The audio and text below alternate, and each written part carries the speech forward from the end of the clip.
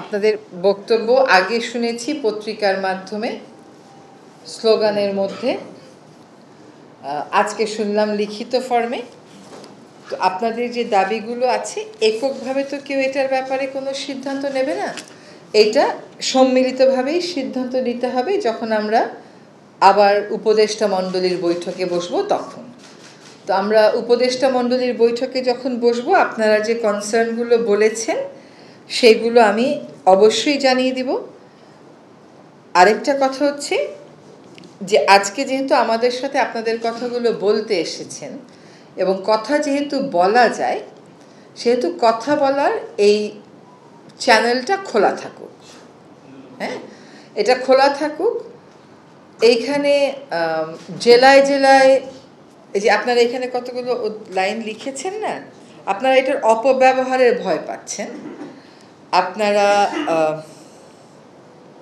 প্রয়োগ না করলে কি ক্ষতি হয়েছে হবে বললেন, প্রয়োগ তো আসলে করা হয়নি, আইনটা কেবল গেজেট নোটিফাইড, প্রয়োগটা হয়নি। হ্যাঁ, তো আপনারা মিসইউজের একটা ভয় পাচ্ছেন, এটা আমি বিবেচনায় নিলাম। আরেকটা কথা যে বললেন, আন্দোলনের ছোঁয়া দেশের সকল বিভাগীয় কমিশনের কার্যালয়, জেলা প্রশাসকের কার্যালয়, উপজেলা নির্বাহী অফিসারের কার্যালয় সহ সকল অধিদপ্তর ও পরিদপ্তরে ছড়িয়ে পড়বে। হ্যাঁ, আমার মনে হয় যে আলোচনা যখন করেন তখন আমরা আলোচনার মুডেই থাকি। ঠিক আছে, আপনাদের এই আইনটা নিয়ে কিছু কনসার্ন আছে, আপনারা জিনিসটাকে একভাবে দেখেছেন, সরকার হয়তো জিনিসটাকে অন্যভাবে দেখেছে।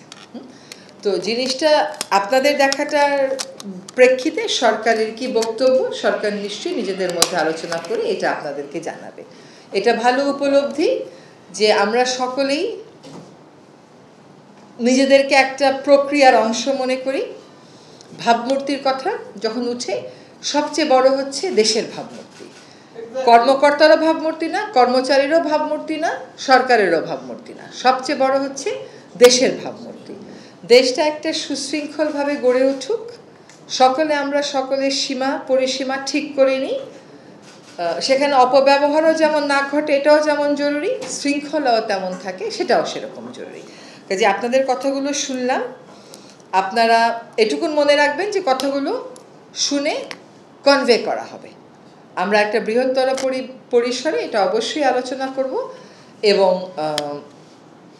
আপনাদের সাথে যদি কথা বলার প্রয়োজন হয় আবার বলা হবে, শোনার প্রয়োজন হয় আবার শোনা হবে। ঠিক আছে।